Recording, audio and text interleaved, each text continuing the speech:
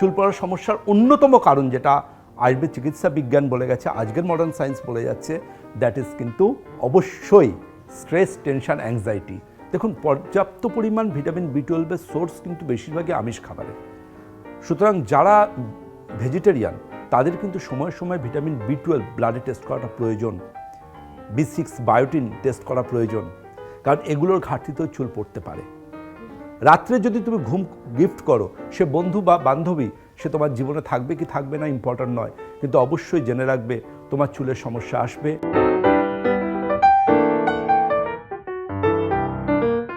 Welcome to well টক। রাত পোহালে যেমন ভোর হয়, সেরকম মাথায় চুল থাকলে প্রতিনিয়ত চুল পড়ার একটা সমস্যা থাকে। তো সেই বিষয়ে আমরা আজকে কথা বলবো আয়ুর্বেদাচার্য ডক্টর দেবব্রত সেনের পরম্পরা আয়ুর্বেদে। স্যার, টিনেজার্স বলুন বা বয়স্ক বলুন, সবারই একটা সমস্যা থাকে, একটা প্রশ্ন থাকে যে এই যে চুল প্রত্যেক দিন ঝরছে, এটা কিসের কারণে? দেখুন, মাতৃজঠরে যখন একটা শিশু থাকে তখন কিন্তু তার মাথায় হেয়ার চলে আসে, কিন্তু মজার কথা হচ্ছে সেই হেয়ারটা কিন্তু জীবনের শেষ দিন অবধি থাকে না। যেমন কোষ বিভাজন হয়, অর্থাৎ একটা কোষ জন্মাবে, সার্টেন টাইম অবধি কোষটা বেঁচে থাকবে, তারপর কোষটা মারা যাবে। আমাদের হেয়ার রুট বা হেয়ার ফলিকল সেটাও কিন্তু একই, অর্থাৎ চুল একটা সময় গজাবে, একটা সময় বাড়বে এবং একটা সময় পড়ে যাবে। এবং আমরা ডাক্তারবাবুরা বলি যে প্রত্যেক দিন গড়ে 100টা চুল পড়া অবধিও স্বাভাবিক। কিন্তু মজার কথা কি জানেন? মজার কথা হচ্ছে যে আমরা বড় বেশি চুল নিয়ে চুলচেরা বিশ্লেষণ করি, যেটা না করলেও চলে।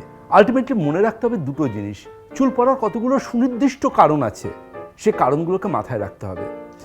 আমাদের আয়ুর্বেদ চিকিৎসা বিজ্ঞানে পালিত্য, ইন্দ্রলুপ্ত, খালিত্য এই শব্দগুলো কিন্তু 5000 বছর আগে অথর্ববেদ থেকে যে আয়ুর্বেদের সৃষ্টি হয়েছে সেখানে উল্লেখ আছে। আমাদের চরক সংহিতায় এই চুল নিয়ে চুলচেরার বিশ্লেষণ রয়েছে, যেটা আজকের মেডিকেল সায়েন্সও মান্যতা দিচ্ছে। কিন্তু চুল পড়ার সবচেয়ে মজার কথা হচ্ছে মানুষের অজ্ঞতা। এখনও মানুষ ধরে নেন যে আমার চুল পড়ছে মানে সোকল্ড একটা অ্যাপে বা সোকল্ড নিউজ পেপার খুলে আমি একটা বিজ্ঞাপন দেখবো, একটা হেয়ার অয়েল ইউজ করব, একটা সেরাম ইউজ করব বা সোকল্ড একটা শ্যাম্পু ইউজ করব, আর আমার মাথা ভর্তি চুল চলে আসবে। জেনে রাখুন, চুল পড়ার প্রায় 90% কারণ আভ্যন্তরীণ। এই আভ্যন্তরীণ কারণগুলোকে যদি আমরা সঠিকভাবে ডায়াগনোসিস করতে না পারি এবং রুল আউট করতে না পারি, আমরা কোনোদিনও কিন্তু এক মাথা চুলের, সুন্দর চুলে, যেটা আমাদের ব্যক্তিত্বের সাথে অনেকটা রিলেট করে, সেটা কিন্তু অবশ্যই আমরা মেনটেন করতে পারবো না। এবার যদি আপনি আমাকে বলেন, ডক্টর সেন, আজকালকার দিনে লম্বা চুলের ফ্যাশন কিন্তু আর দেখা যায় না। লম্বা চুলের ফ্যাশন মানে চুলের সমস্যা আরও বেড়ে যাচ্ছে। যারা চুল রাখছেন, চুল পড়ছে, স্প্লিট এন্ড হচ্ছে, ডগা ফাটছে, এবং স্প্লিট এন্ডের সমাধান হিসেবে চুলের গোড়াটা কেটে দিচ্ছেন, কিছুদিন বাদে আবার স্প্লিট এন্ড হচ্ছে, আবার তার গোড়া কাটা হচ্ছে। তো আলটিমেটলি এটা একটা যেন গড়া ভাঙার খেলা চলছে। এবং সোকল্ড জায়গায় তারা যাচ্ছেন, কোনো জায়গায় কোনো স্যালুনে, সেখানে সোকল্ড যারা আছেন তারা আপ্রাণ চেষ্টা করছেন কোন শ্যাম্পু ইউজ করেন, কোন অয়েল ইউজ করেন, অল দিজ আর বোগাস। আপনি আমার শ্যাম্পু দেওয়া আমার অয়েলটা ব্যবহার করুন, সেটাই আপনাকে কিন্তু একদম মডেলদের মতো বা রূপকথা রাজকন্যা বা রাজপুত্রের মতো চুল এনে দেবে। চুলে আপনি কি বলছেন, তেল না শ্যাম্পু, বা শ্যাম্পুটাও প্রত্যেক দিন ইউজ করা কি ভালো, নাকি কিভাবে ইউজ করলে একটা চুলের প্রপার যত্ন নেওয়া যাবে? শ্যাম্পুকে আমরা বলি হেয়ার ক্লিনজার। একটা ক্লিনজারের যেটা কাজ সেটাই করবে। অর্থাৎ আমাদের চুলকে পরিষ্কার রাখার জন্য শ্যাম্পুর অবদান অসামান্য, কিন্তু ডিপেন্ড করছে কোন শ্যাম্পুটা আপনি ক্ষেত্রে গুরুত্বপূর্ণ। যদি আপনার খুব অয়েলি স্ক্যাল্প হয়, তাহলে কিন্তু আপনাকে এমন শ্যাম্পু ব্যবহার করতে হবে যেটা প্রচণ্ড রকম সুন্দরভাবে ক্লিন করবে এবং ফেনা হবে। আবার যদি আপনার স্ক্যাল্প খুব পরিমাণ ড্রাই হয়, সেক্ষেত্রে কিন্তু আপনাকে অয়েল বেস শ্যাম্পু ইউজ করতে হবে। এবং সবসময় যেটা মনে রাখবেন যে চুল পড়ার 10% কারণ কিন্তু বাহ্যিক, 90% কারণ আভ্যন্তরীণ।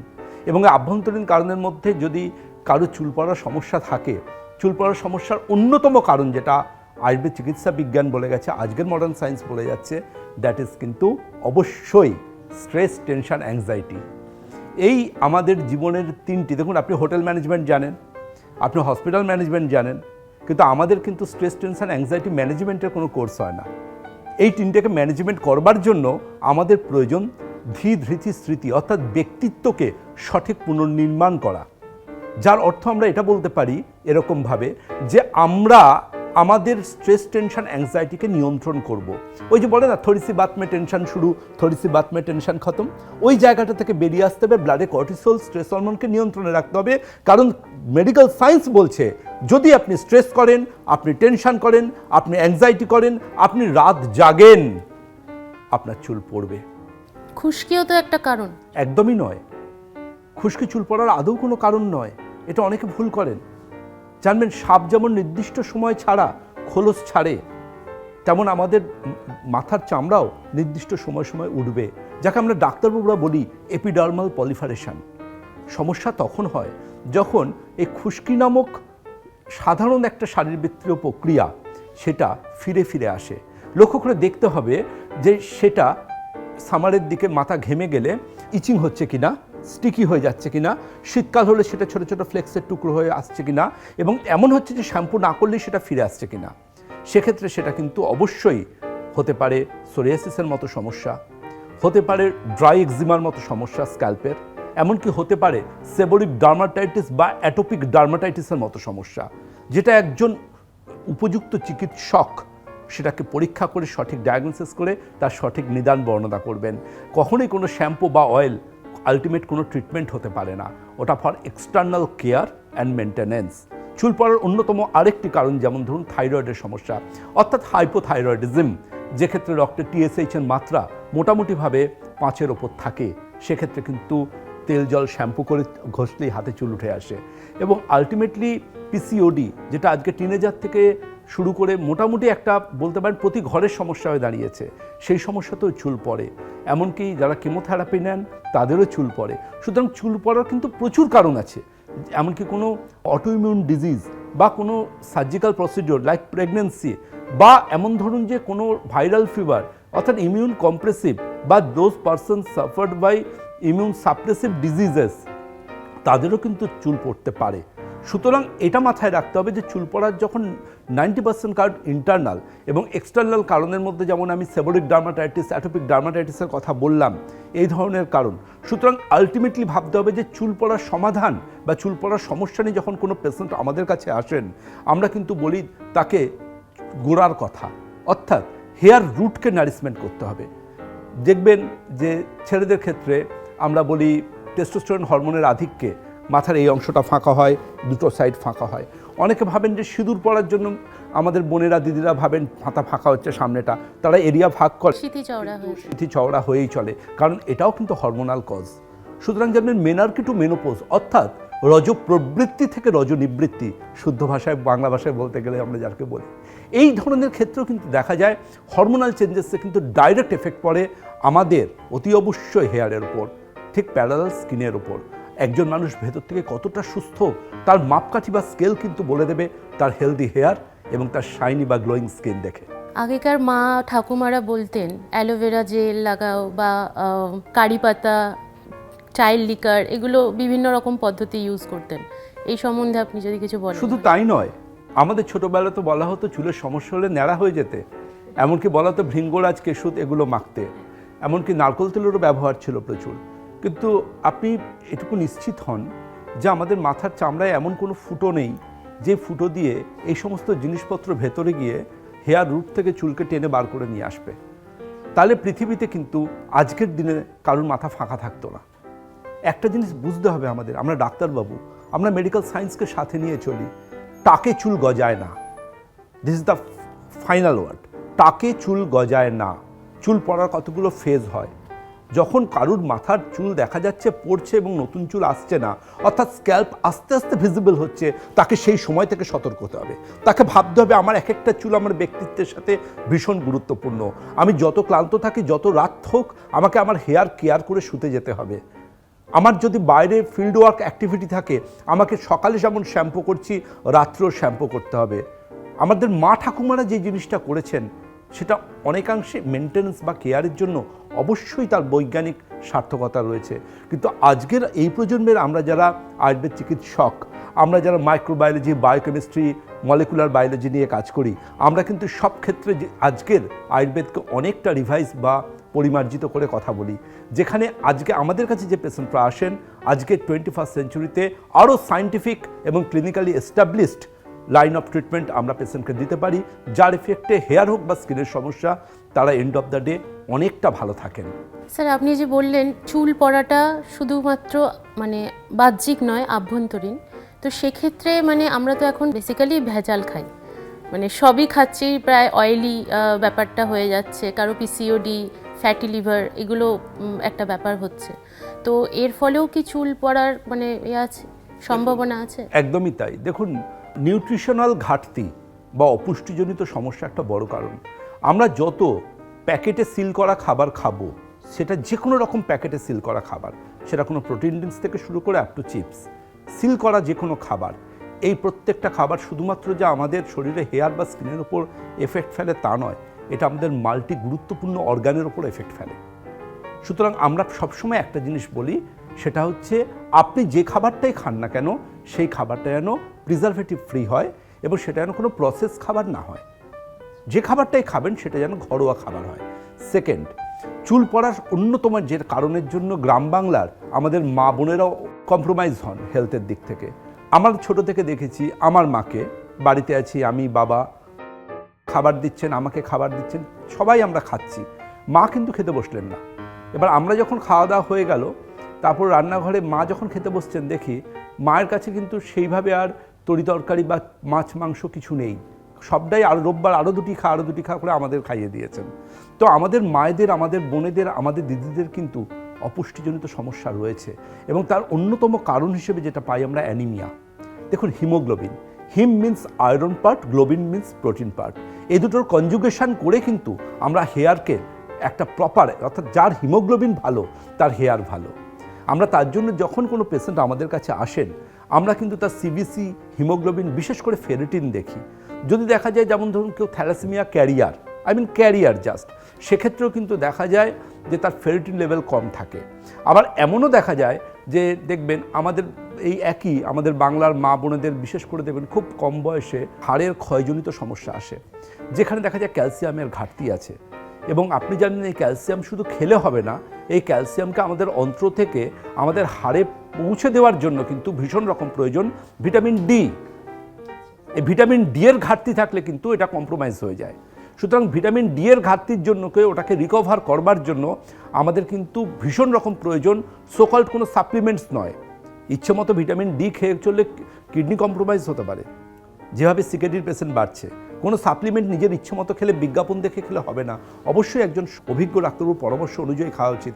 আদৌ দেখতে হয় তার শরীরে ভিটামিন ডি3 ঘাটতি আছে কিনা, ক্যালসিয়ামের ঘাটতি আছে কিনা, এগুলো রক্ত পরীক্ষা করে তারপর খাওয়া উচিত। আর ভিটামিন ডি, দেখুন ভগবান আমাদের দুহাত ভরে যে ভিটামিনটা বিনা পয়সায় দেন সেটা হচ্ছে ভিটামিন ডি। প্রয়োজন কি?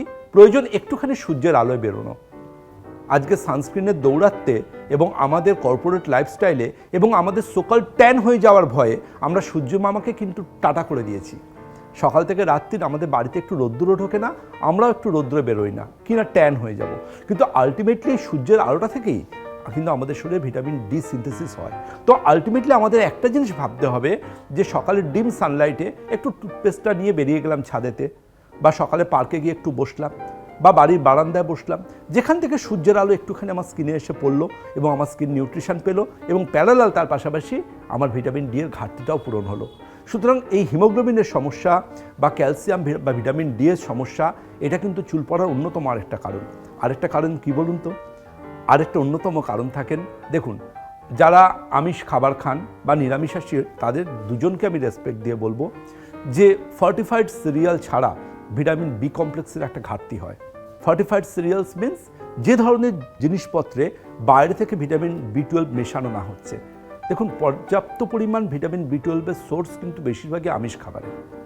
সুতরাং যারা ভেজিটেরিয়ান তাদের কিন্তু সময় সময় ভিটামিন বি12 ব্লাডে টেস্ট করাটা প্রয়োজন, বি6 বায়োটিন টেস্ট করা প্রয়োজন, কারণ এগুলোর ঘাটতিতেও চুল পড়তে পারে। সুতরাং আলটিমেটলি একটা কথাই বলবো, 5000 বছরের পুরনো, when tradition meets with modern Ayurvedic research then creates পরম্পরা। তো আমরা এই পরম্পরা আয়ুর্বেদের জায়গা থেকে আমাদের ক্লিনিক্যাল এস্টাবলিশমেন্ট, যেটা এত লক্ষ লক্ষ পেশেন্টের অভিজ্ঞতা থেকে আমরা দুটো জিনিস বারবার করে বলবো, চুল পড়ার যে অন্যতম কারণগুলো অর্থাৎ ফাঙ্গাল ইনফেকশন স্ক্যাল্পে, কিংবা যেমন ধরুন অপুষ্টিজনিত কারণ, কিংবা আমাদের বঙ্গজীবনের অঙ্গ হয়ে গেছে স্ট্রেস, টেনশন, অ্যাংজাইটি, এই সবগুলোকে ওভারকাম করতে হবে। একটা শান্তিতে প্রশান্তির ঘুম প্রয়োজন, কারণ একমাত্র ঘুমই পারে আমাদের ইন্টারনাল যাবতীয় ড্যামেজটাকে রিপেয়ার করতে। আমরা যেমনভাবে একটা গাড়িকে অনেকক্ষণ চালাবার পর একটু রেস্ট দিই, যখন জানবেন আয়ুর্বেদ বলছে প্রকৃতির বিরুদ্ধে গেলেই অসুখ। যখন ওটা প্রকৃতি ঘুমোচ্ছে, তখন বিশ্রাম নিচ্ছে, তখন আমরা কাজ করছি, ইঁদুর দৌড়, র্যাট রেস, কর্পোরেট লাইফ, আমাদের কাজের সময় ক্রমশ বাড়ছে, ঘুমের সময় কম্প্রোমাইজ হচ্ছে, এবং আমাদের শরীর একটা সময় বলছে তুমি তো এই সময় কাজ করতে, তুমি কাজ করো, তুমি শুয়েছো কেন? অটোমেটিক্যালি আমাদের বডি ক্লক এমনভাবে অ্যাডাপ্ট হয়ে গেছে, আমরা শুলেও আর ঘুম আসে না। তখন অনেক সাইড এফেক্টযুক্ত ঘুমের ওষুধের উপর আমাদের নির্ভরশীল হয়ে যেতে হয়। তো আলটিমেটলি ঘুম কিন্তু চুলের যত্নে ভীষণ প্রয়োজনীয় একটা জায়গা। সুতরাং সব কিছু মেলে আয়ুর্বেদের 5000 বছর আগের দিনচর্যা, ঋতুচর্যাকে রেসপেক্ট দিয়ে, সঠিক lifestyle, food habit, dietary matter, এগুলোকে গুরুত্ব দিয়ে, যদি আপনি মনে করেন আপনার পিতৃকুল বা মাতৃকুলে কারুর চুল পড়ার সমস্যা আছে, সঠিক সময় সেটাকে গুরুত্ব দিয়ে, কিংবা যদি মনে করেন ঘেমে গেলে মাথা ইচিং হচ্ছে এবং শ্যাম্পু তেল জল দিলেই হাতে চুল উঠে আসছে, সঠিক সময় আপনার ডাক্তারবাবুর সাথে অবশ্যই আপনাকে আলোচনা করতে হবে। শেষ প্রশ্ন আমার, কিন্তু খুবই গুরুত্বপূর্ণ প্রশ্ন, কারণ সামনেই পুজো। তো ছেলে মেয়ে উভয় পক্ষেই চায় তাদের স্কিন, চুল সব ভালো লাগুক, সুন্দর লাগুক দেখতে। তো এই ব্যাপারে যদি আপনি কিছু পরামর্শ দেন। দেখুন, দুটো জিনিস বলবো।